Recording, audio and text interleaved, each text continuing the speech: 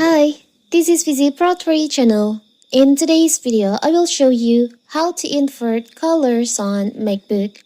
Before you get started, don't forget to subscribe and turn on the notification to keep you updated about this channel.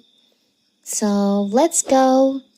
Whether you're looking to get a change of scenery or help you focus more on what's on your screen, inverting the color on your Mac can be useful too. And how to do if you want to invert color display on your MacBook, you can just open your system preferences.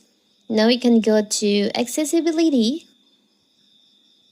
Here you can just go to display, click on display, and you'll find on your display section there is an option invert colors. You can just check this on that, and your MacBook's display will be turned into invert, but you can't see it from the screen record. When we screenshot or screen recording the MacBook, the color is still same, but I will show you at the end of the video the result of your invert colors on your MacBook.